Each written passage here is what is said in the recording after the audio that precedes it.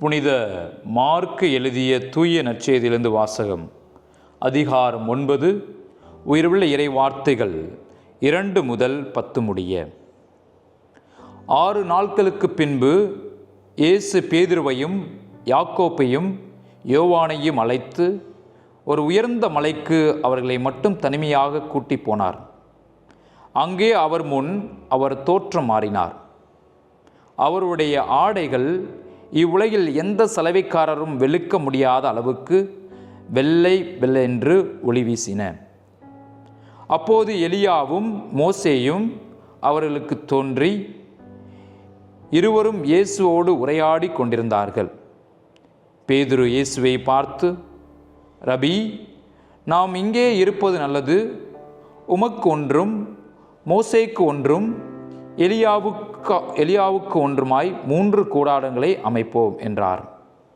தாம் சொல்வது என்னவென்று அவருக்கு தெரியவில்லை, ஏனெனில் அவர்கள் மிகுந்த அச்சம் கொண்டிருந்தார்கள்.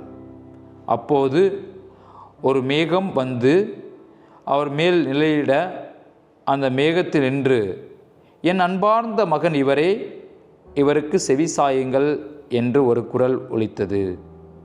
உடனடியாக அவர்கள் சுற்றுமுற்று பார்த்தார்கள். தங்கள் அருகில் இயேசு ஒருவரை தவிர வேறு எவரையும் காணவில்லை. அவர்கள் மலையில் இருந்து இறங்கி வந்து கொண்டிருந்த போது அவர், மானிட மகன் இறந்து உயிர்த்தெழும் வரை நீங்கள் கண்டதை எவருக்கும் எடுத்துரைக்கக்கூடாது என்று அவர்களுக்கு கட்டளையிட்டார். அவர்கள் இவ்வார்த்தையை அப்படியே மனதில் இருத்தி, இறந்து உயிர்த்தெழுதல் என்றால் என்னவென்று ஒருவரோடு ஒருவர் பேசிக்கொண்டார்கள். ஆண்டவரின் அருள்வாக்கு. கிறிஸ்துவே உமக்கு புகழ். இயேசுவில் எனக்கு மிகவும் பிரியமான சகோதர சகோதரிகளே, நம் ஆண்டவர் இயேசு கிறிஸ்துவின் அருளும் அன்பும் அருளும் ஆசிரும் என்று உங்களோடு என்றும் இருப்பதாக. இன்று தவக்காலத்தின் 2வது ஞாயிறில் நாம் அடியெடுத்து வைத்திருக்கின்றோம். இறைவன் நமக்கு கொடுத்த ஒவ்வொரு வரங்களுக்காகவும் கொடைகளுக்காகவும் நன்றி கூறுவோம். தொடர்ந்து நம்மையும் நம் குடும்பத்தையும் ஆசீர்வதிக்க இந்த நாளில் ஜெபிப்போம். இன்றைய முதல் வாசகம், 2ஆம் வாசகம், இன்றைய நற்செய்தி வாசகம் நமக்கு அழைப்பு விடுப்பது, ஆண்டவராய கடவுளோடு நாம் இணைந்திருக்க வேண்டும். ஆண்டவராய கடவுளுடைய வார்த்தைக்கு நாம் கீழ்ப்படிய வேண்டும். ஆண்டவருடைய கடவுள் வார்த்தையின் மீது நம்பிக்கை கொள்ள வேண்டும், விசுவாசம் கொள்ள வேண்டும் என்று பல்வேறு விதமான அழைப்புகளை நமக்கு கொடுக்கின்றார். முதல் வாசகத்தை பார்த்தோம்னா, ஆபிரகாமை கூப்பிட்டு தன்னுடைய ஒரே மகனை, அதுவும் அவர் ஒரு அன்பு கூர்ந்த ஒரே மகனை எனக்கு பலி கொடுக்க வேண்டும் என்று அவரை சோதிக்கின்றார். இது ஒரு அன்பு சோதனை, இது விசுவாசத்தின் சோதனை, நம்பிக்கையின் சோதனை.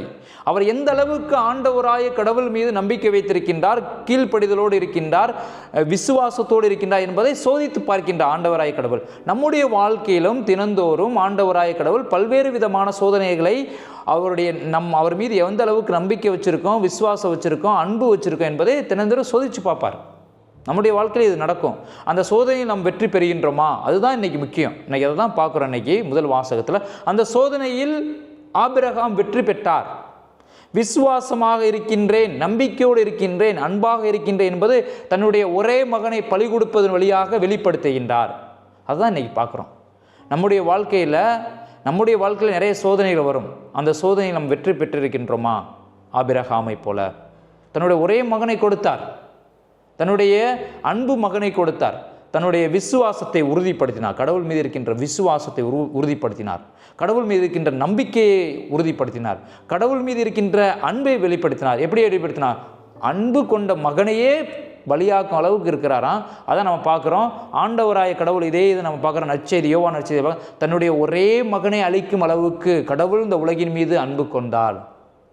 தாம் அன்பு செய்த ஒரே மகனையே நம்முடைய பாவங்களுக்காக இந்த உலகில் அனுப்பி அவரையே அழிக்கும் அளவுக்கு கடவுள் உலகின் மீது அன்பு கொண்டார் என்பது நம்ம யோவான் நற்செய்தியில் பார்க்குறோம். அதான் அந்த அன்பை ஆபிரகாமும் வெளிப்படுத்துகின்றார். அதை கடவுள் சோதித்து பார்க்குறாரு, எப்படி இருக்கிறான்னு. அதே போல் நம்முடைய வாழ்க்கையில் இந்த சோதனைகள் வரும். கடவுளை எந்த அளவுக்கு நம்ம அன்பு செய்கிறோம், விசுவாசிக்கணும் நம்பிக்கை. இந்த தவக்காலத்தில் அதை சிந்திப்போம். நம்முடைய நம்பிக்கை எந்த அளவுக்கு இருக்குது, நம்முடைய விசுவாசம் கடவுள் மீது எந்த அளவுக்கு இருக்குது, நம்முடைய அன்பு எந்த அளவுக்கு இருக்குன்னு அதன் வழியாக நம்ம யோசிப்போம். இரண்டாவது, இன்றைக்கி உரைமையருக்கு எழுதிய புத்தகத்தில் நூலிலிருந்து எடுக்கப்பட்டது. பவுல் உரைமையருக்கு எழுதிய மடலிலிருந்து எடுக்கப்பட்டுள்ளது. அங்கே என்ன சொல்கிறாரு? when God is with you who will be against you? when God is with you who will be against you அப்படின்னு கேட்குறாரு. கடவுள் உன் சார்பாக இருக்கும் பொழுது யார் உன்னை என்ன செய்ய முடியும்? அதுதான் இன்னைக்கு. ஆபிரகாமோடு கடவுள் இருந்தார், அதனால் அவரை யாராலையும் ஒன்றும் செய்ய முடியல. அதே போல் இன்று இந்த உரைமேற்கு எழுதிய நூலிலிருந்து பார்த்தோம்னா, கடவுள் உன்னோடு இருக்கும்போது, உன் சார்பாக இருக்கும் பொழுது, அதான் சார்பாக உன்னோடு இணைந்து இருக்கும் பொழுது யார் உனக்கு என்ன செய்ய முடியும்? யார் உன்னை ஒன்றும் செய்ய முடியாது, அசைக்கவே முடியாது. அதனால தான் கடவுள் நம்மோடு இருக்கும் பொழுது யாராலும் அசைக்க முடியாது. அதனால தான் இன்றைய நற்செய்தியை பார்த்தோம் என்றால் இயேசுனுடைய தோற்றம் மாற்றத்தில் பார்க்குறோம். அவர் தோற்றம் எப்படி, அதாவது உருமாறுகின்றார், மோசையோடும் எலியாவோடும் உரையாடியிருக்காங்க. எப்படி, என்ன பண்ணியிருப்பாங்க?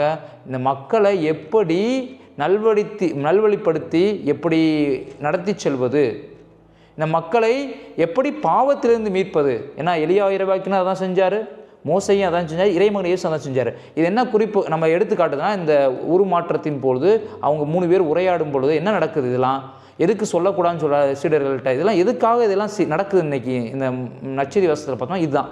சுருக்கமாக சொல்லிடுறேன். இதுதான் என்னன்னா, மோசேவும் எலியா இறைமகன் இயேசு பேசுகிறாங்க. என்ன பேசியிருப்பாங்க?